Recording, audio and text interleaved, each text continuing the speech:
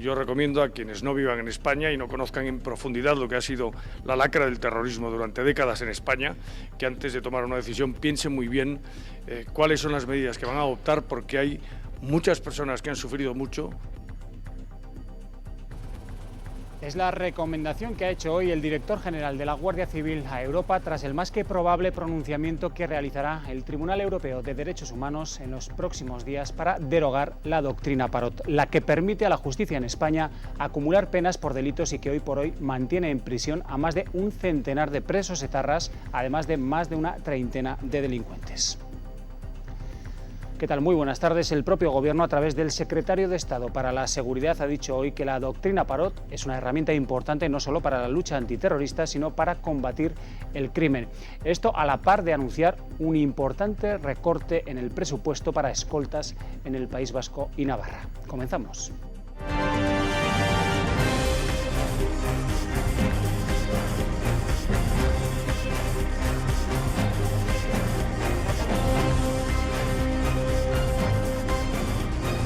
Servicios informativos de Navarra Televisión. Pues sobre ETA, hoy el secretario de Estado para la Seguridad ha dicho en el Congreso que la banda terrorista se encuentra en una situación de extrema debilidad, para argumentar así el importante recorte para escoltas en el País Vasco y en Navarra que tendrán los presupuestos generales del Estado del año que viene, nada menos que 100 millones de euros menos, lo que deja la asignación en tan solo 35 millones. Y en los próximos días sabremos si definitivamente el caso Caja Navarra es un caso cerrado o reabierto, tras la admisión del recurso de súplica que UPyD interpuso en el Tribunal Supremo contra la decisión de este órgano de no admitir la causa de las dietas de Caja Navarra.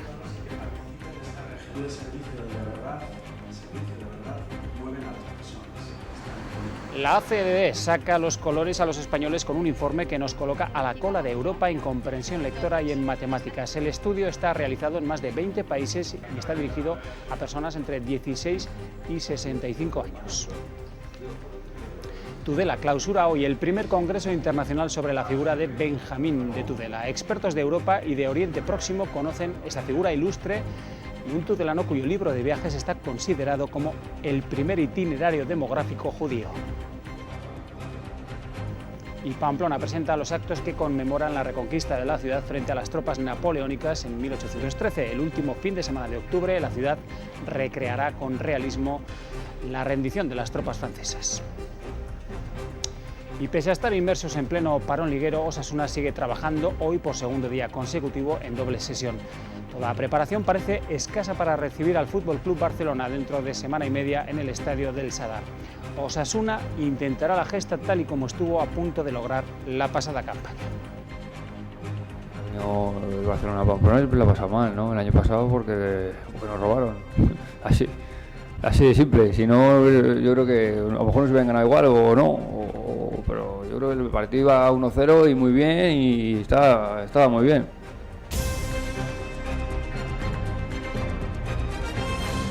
El Ministerio del Interior pasará de gastar 136 millones de euros a 35 en el presupuesto destinado a escoltas en el País Vasco y en Navarra. La noticia la ha adelantado el secretario de Estado de Seguridad en el Congreso durante la presentación de los presupuestos generales del Estado en su área.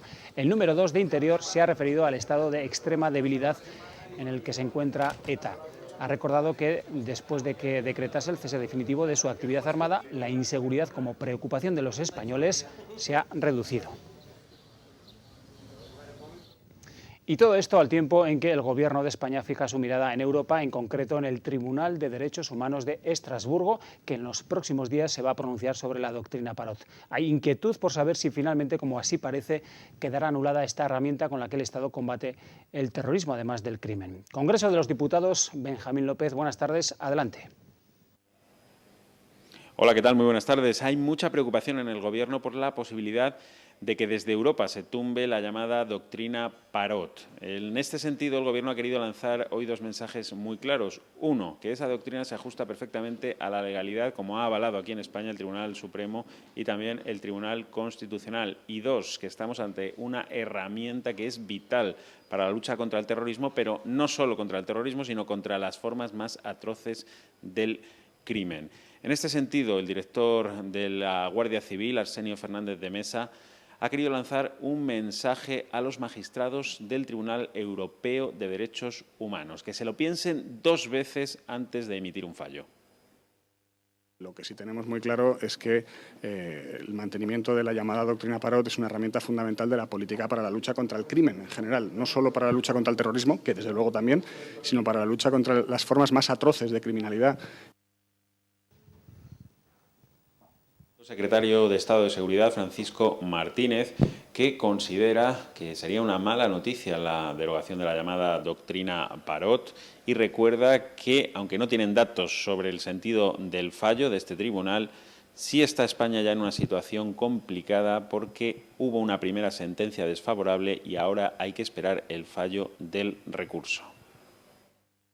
Yo recomiendo a quienes no vivan en España y no conozcan en profundidad lo que ha sido la lacra del terrorismo durante décadas en España, que antes de tomar una decisión piensen muy bien cuáles son las medidas que van a adoptar, porque hay muchas personas que han sufrido mucho, muchos muertos en España. Preguntado sobre si hay margen sobre la posibilidad de hacer una interpretación ante una posible sentencia desfavorable sobre la llamada doctrina Parot, el secretario de Estado ha dicho que no correspondería entonces al Gobierno aplicar la sentencia del Tribunal Europeo de Derechos Humanos, sino que la tendrían que aplicar e interpretar los jueces españoles. Gracias, Benjamín, por esta información desde el Congreso de los Diputados. En Bruselas sigue la presidenta Barcina, que esta tarde va a asistir al Comité de las Regiones. En el orden del día, el impulso a la industria automovilística europea. Allí en el Parlamento Europeo, la presidenta del Gobierno ha dicho que Navarra prepara la recepción de fondos europeos de empleo juvenil desde 2014. Navarra quiere ser una de las primeras comunidades en recibir fondos europeos para apoyar el empleo juvenil a partir de 2014. El Ejecutivo ya está trabajando en este sentido. Así lo ha dicho Yolanda Barcina en Bruselas, donde se ha reunido con el Comisario Europeo de Empleo y Asuntos Sociales. La presidenta le ha pedido que le adelante cómo están trabajando en el reglamento de aplicación, aunque son normas que no se conocen todavía porque están pendientes de la aprobación definitiva del Parlamento Europeo. Por eso, de momento, tampoco existen estimaciones sobre la cantidad que podría corresponder a Navarra. También en Bruselas, la presidenta del Gobierno se ha entrevistado con el vicepresidente de la Comisión Europea. Barcina le ha trasladado a Joaquín Almunia su preocupación por los efectos que podrían tener sobre las pymes navarras algunas directivas que actualmente se debaten en las instituciones comunitarias. Esta tarde la presidenta va a participar en la reunión plenaria del Comité de las Regiones. En el orden del día, la elaboración de un plan de acción para una industria del automóvil competitiva y sostenible en Europa. En unos días, la Sala de Admisión del Tribunal Supremo deberá decidir si admite o rechaza el recurso de súplica presentado por UPyD contra la decisión de esa misma sala de no admitir a trámite la causa de las dietas de Caja Navarra enviada por la juez Benito. Una providencia trasladada a las partes y a la Fiscalía que llevará a los mismos jueces que decidieron archivar la causa el pasado 24 de julio a revisar si cabe abrirla o cerrarla definitivamente. Y en la lucha abierta contra el fraude fiscal en Navarra, hoy el presidente de la Cámara de Comptos, Elio Robleda, ha explicado en el Parlamento el análisis del plan de lucha llevado a cabo por el Gobierno de Navarra entre los años 2008 y 2012. Tras señalar que el grado de cumplimiento de las medidas que se contemplaban es elevado, ha incidido en un aspecto concreto, en los beneficios fiscales a empresas para los que ha pedido análisis sobre su repercusión en la economía. Los grupos parlamentarios han considerado apropiado revisar este tipo de incentivos y ahondar en la lucha contra el fraude, que consiguió recuperar 578 millones de euros en los últimos 5 años. Y según el último estudio del CIS, el paro, la corrupción y el fraude son los principales problemas de índole económica y de clase política que vuelven a ser, como decimos, la preocupación de los españoles en el pasado mes de septiembre. Pero, según ese informe, parece instalarse también un debate social en torno al modelo autonómico de España.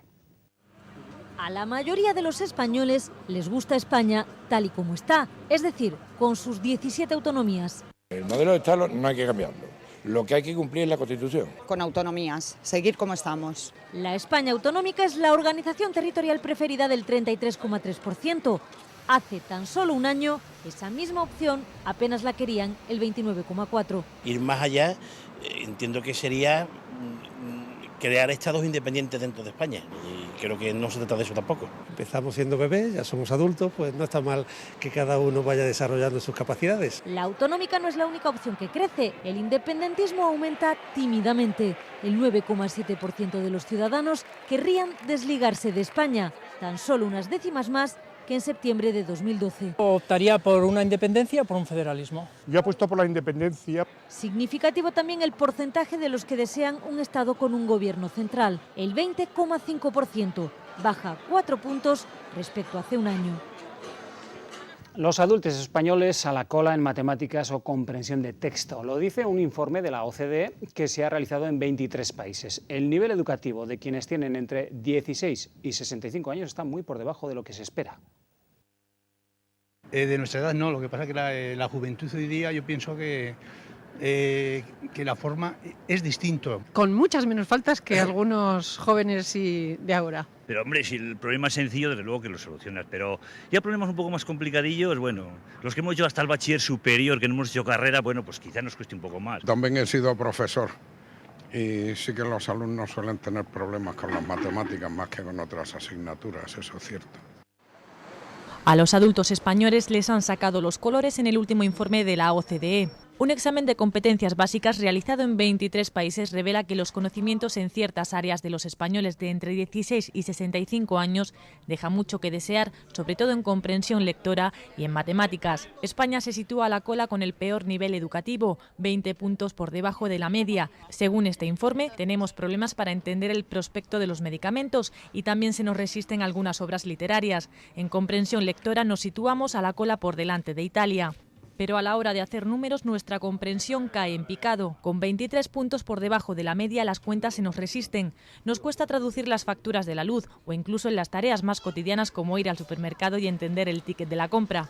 Unos resultados negativos para España que muchos achacan a la LOCSE, donde se produjo un estancamiento y no se ha mejorado en estas cuestiones. Unas nociones que se adquieren durante los años de estudio, pero a lo largo de los años se pueden perder o mejorar dependiendo de la formación continua o del tipo de trabajo que se desempeñe en el futuro. Unas asignaturas pendientes en las que se tendrán que poner mucho empeño para mejorar y alcanzar a los que se encuentran a la cabeza de este informe con mejor nivel educativo, Japón y Finlandia.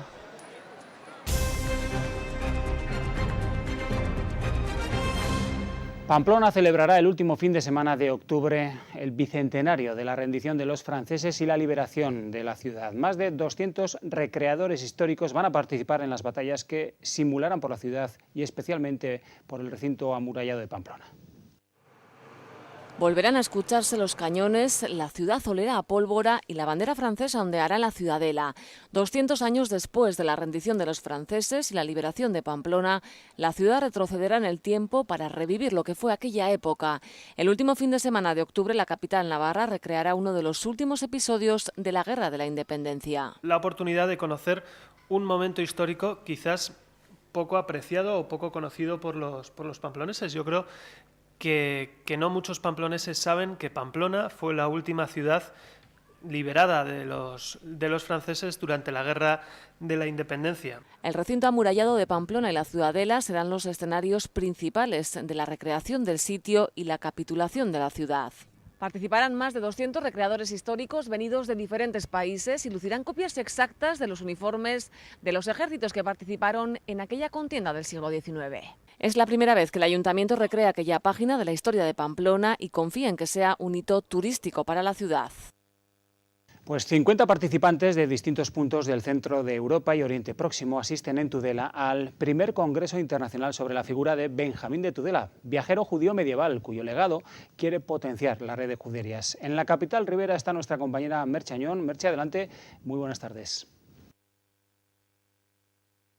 Hola, ¿qué tal? Muy buenas tardes, Ricardo. Pues hoy finaliza aquí el primer coloquio internacional sobre la figura de Benjamín de Tudela, un viajero judío tudelano que en el siglo XII recorrió más de 190 países de Europa y de Oriente y escribió su libro de viajes, el Sefer Masaot, que todavía hoy se considera como el primer itinerario demográfico judío. Tudela está llena de referencias en sus calles a este importante viajero tudelano que abandonó su tierra natal en el siglo XII para realizar durante más de 14 años un viaje que le llevó por las comunidades judías de Oriente y Europa y cuya situación, personalidades, formas de vida y dificultades recogió en su libro de viajes, el Sefer Masaot. Benjamín de Tudela realizó ese viaje en torno al 1160 hasta el 1174 aproximadamente, Sale de parte de la ciudad de Tudela y bueno, pues se extiende desde Francia, Italia, Grecia, Turquía, todo lo que es Tierra Santa, se adentra en Bagdad, Egipto, y después al retorno entra en lo que es todo Centro Europa, Alemania, Francia, para terminar su libro en París. A pesar de su importancia, la figura de Benjamín de Tudela todavía se desconoce ampliamente. Por eso la red de juderías a la que Tudela pertenece ha realizado estas jornadas internacionales que han contado con medio centenar de participantes de los lugares que visitó. Se conocen los congresos, en los lugares científicos existen estudios maravillosos, pero si va uno si se pasea uno por una calle y pregunta ¿quién es Benjamín de Tudela?, pues es muy decepcionante ver lo que contesta la gente. Y en contra de eso queremos actuar. Queremos que Benjamín sea parte del patrimonio español, parte del patrimonio universal. La red de juderías trabaja en la creación de la ruta cultural Benjamín de Tudela por los lugares que pasó, pero Tudela también quiere convertir a su antepasado ilustre en una referencia turística. Con estas jornadas se pretende que su figura sea símbolo de la unión entre culturas. La obra social de la Caixa destinará 7.000 euros para que familias sin recursos puedan acceder al comedor escolar en Arróniz. Un total de 11 niños de la localidad se verán beneficiados por las ayudas desde este 1 de octubre. Una excelente noticia para el Colegio Público La Balsa de Arróniz, que ve cómo se mantiene un servicio fundamental en la localidad. Seguramente que si no hubiera habido comedor, pues familias los hubiesen llevado a otro centro por la falta de este servicio al trabajar la pareja. Entonces, todo el profesorado muy contento y, bueno, dar las gracias tanto al Ayuntamiento como a la Caixa. Un proyecto pionero en Navarra que posibilitará que 11 de los 17 alumnos que acceden al servicio de comedor lo hagan de una manera más económica. La implicación aquí de todos los aquí representantes, pues oye, ha funcionado y esto demuestra que cuando hay un problema y la gente se une pues para sacar una cosa adelante, pues todos juntos podemos conseguir mucho, ¿no? En total, como decimos, 11 alumnos, niños y niñas de infantil y de primaria disfrutan ya de las ayudas para obtener el acceso al comedor escolar aquí en Arróniz desde el pasado 1 de octubre. Los 6 alumnos restantes también verán disminuida su tasa debido al incremento de inscripciones que se han producido en el colegio, abonando 100 euros, 54 menos que el año pasado. Que los otros 6 alumnos que no han recibido renta sí que se les han sido beneficiados porque al haber más alumnos su coste de comedor también ha bajado. Una iniciativa que ayuda también al afianzamiento de los centros escolares en zonas rurales para que la educación no pierda peso ni herramientas necesarias en localidades como Arróniz. Estamos llegando al final de esta emocionante etapa, pelotón agrupado y atención que se produce un demarraje de un ciclista del equipo Caja Rural.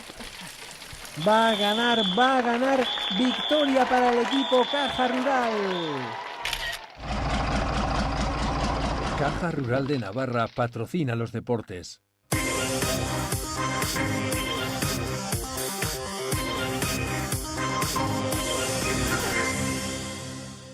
A pesar de estar inmerso en pleno parón liguero, Osasuna no para, no se detiene. Los rojillos son los que más sesiones tienen programadas. Toda preparación parece poca para recibir al FC Barcelona.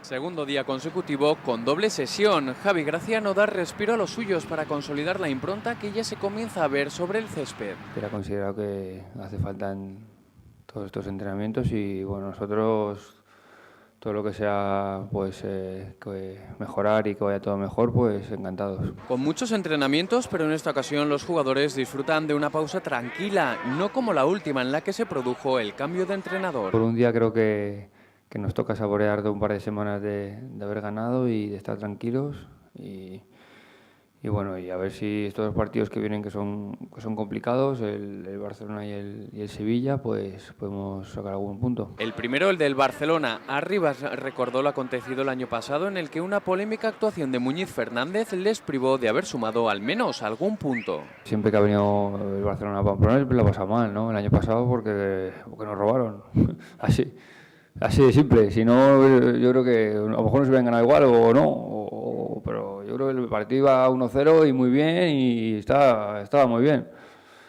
si no llegan a expulsar a Pachipoño al gol de fuera de juego y tal, pues a lo mejor hubiésemos ganado, empatado o perdido igual, pero yo creo que algo hubiésemos sacado seguramente. La principal novedad en el entrenamiento ha sido la presencia de Raúl Loé. El camerunés ha sido desconvocado por su selección tras ser visto por los médicos del combinado africano. De esta forma, Osasuna se asegura que no se repita lo ocurrido con Silva en la primera jornada.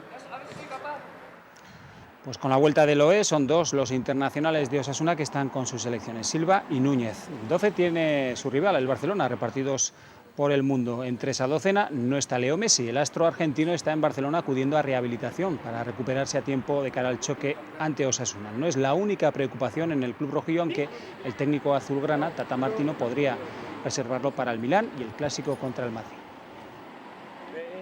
Y esta semana no será finalmente la entrevista prevista para este jueves con el presidente de Osasuna, Miguel Archanco. Desde el Club Atlético Osasuna, el gabinete de prensa se ha dirigido a la dirección de Navarra Televisión para indicar que no habrá entrevista este jueves, pero sin dar mayores motivos. Una cita que de momento se ha pospuesto. Estamos llegando al final de esta emocionante etapa, pelotón agrupado y atención que se produce un demarraje de un ciclista del equipo Caja Rural. Va a ganar, victoria para el equipo Caja Rural. Caja Rural de Navarra patrocina los deportes. Bueno, pues esta noche, un martes más, les vamos a invitar a que descubran con nosotros algunas de las tiendas más curiosas de Navarra. Lo haremos en el programa de esta casa de compras. Hoy a partir de las 9:30 vamos a visitar la mercería Ferran, con gran solera. Este establecimiento abrió sus puertas en la calle Mayor de Pamplona en 1940 y desde entonces allí conviven millones de botones de todos los estilos, tamaños y colores. Pero además en De Compras hoy vamos a hablar de la importancia del pequeño comercio a la hora de dinamizar las calles y hacer ciudad. Un claro ejemplo de ello fue el Ensanche La Nuit, que se celebró el pasado viernes, un evento en el que 80 establecimientos de Pamplona abrieron sus puertas hasta las 11 de la noche, con conciertos, exposiciones y descuentos. Y este hombre que ven será el protagonista del programa Tanto que Contar, que se emite a partir de las 10 de esta noche. Se llama Nicolás Navallas y es vecino de Sangüesa. Allí se ha dedicado prácticamente toda su vida a trabajar como hojalatero y como fontanero.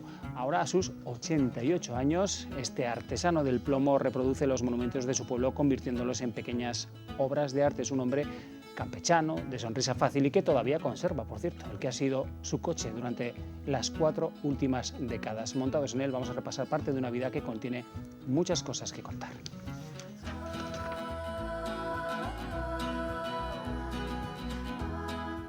Carlos Alastruey fue uno de los primeros que comenzó a rodar en Navarra dentro del ciclo Navarra Tierra de Cine, así que con él hemos estado en Huarte.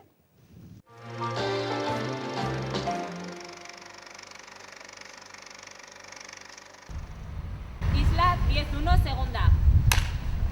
Isla es la historia de 3 náufragos sociales, de 3 personajes que sufren en soledad. Un problema que, según su director, puede atacar a cualquiera y del que se puede salir. Al final la soledad nos puede atacar a todos, pero que podemos salir de ella, ¿no? Que siempre podemos tener una persona al lado que está dispuesto a mostrarnos su amistad, ¿no? Y estas personas acaban coincidiendo en un espacio común y acaba habiendo una interacción entre ellas. Carlos Alastruey ha escogido Huarte por la variedad que le proporciona como decorado natural. La multitud de rincones le permite situar a cada personaje en un punto dentro de la misma localidad. Creo que tiene zonas como la que estamos ahora, más de casco viejo, casi de pueblo del norte de Navarra. Luego tiene zonas más típicamente urbanas, tiene todo el entorno del río, el paseo fluvial. Me resulta muy interesante en la diversidad paisajística que hay aquí.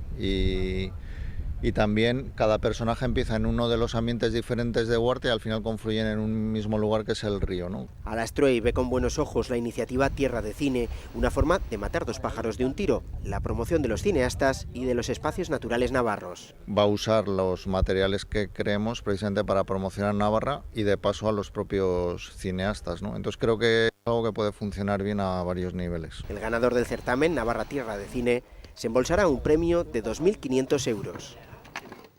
Pues nada más, aquí ponemos punto final a este espacio de noticias. Les emplazamos a que sigan informados aquí en Navarra Televisión con nosotros a partir de las 8:30 de la tarde con Ainhoa Hernández, a partir de las 4 con Amaya Madinabeiti en el programa Me Importas Tú. Nada más, que pasen una muy feliz tarde.